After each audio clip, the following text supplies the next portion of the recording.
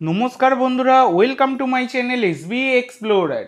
তো বন্ধুরা, তোমরা সকলেই জানতে আজকে কিন্তু আইএসএল এর মঞ্চে মাঠে নেমেছিল ইস্ট বেঙ্গল এবং কেরালা ব্লাস্টার এফসি। যে ম্যাচে কিন্তু আজকে ডেবিউ ঘটেছিল ইস্ট বেঙ্গলের জার্সি গায়ে আনোয়ার আলীর, যে ম্যাচটা কিন্তু তার জন্য খুব একটা সুখকর হলো না।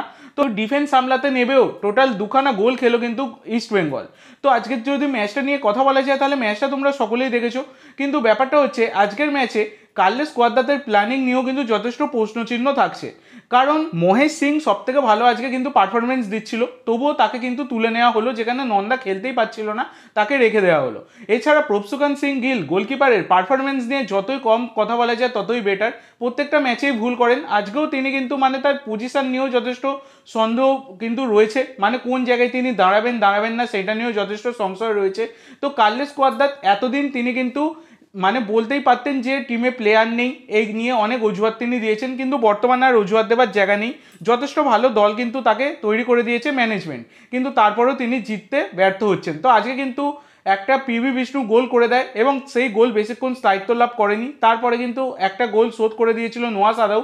তারপর কোয়েমি পেবরা যে গোলটা দিয়েছে, একদম দাঁড়িয়ে দাঁড়িয়ে গোল খেয়েছেন প্রভসুকান সিং গিল। তো এক্ষেত্রে কিন্তু দেবজিৎ মজুমদারকে অবশ্যই কিন্তু খেলানো উচিত। তো এই বিষয়ে তোমাদের মন্তব্য অবশ্যই সকলে কমেন্ট করে জানিও।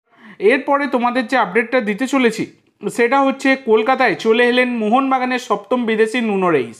তো নুনো রেইস যে আজকে কলকাতায় আসছেন তোমাদেরকে পরশু দিনেও জানিয়েছিলাম, কালকেও জানিয়েছিলাম।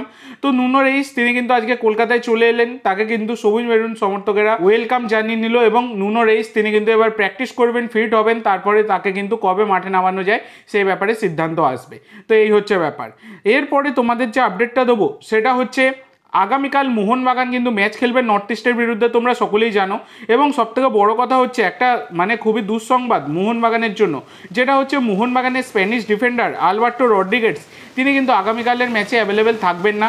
তো আলবার্টো রড্রিগেজকে ছাড়াই কিন্তু মাঠে নামতে চলেছে মোহনবাগান আগামীকালের ম্যাচের জন্য, কারণ তিনি এখনও ইনজুরি থেকে পুরোপুরি সেরে উঠতে পারেননি, সেই কারণে আগামীকালের ম্যাচে তিনি কিন্তু অ্যাভেলেবেল থাকবেন না।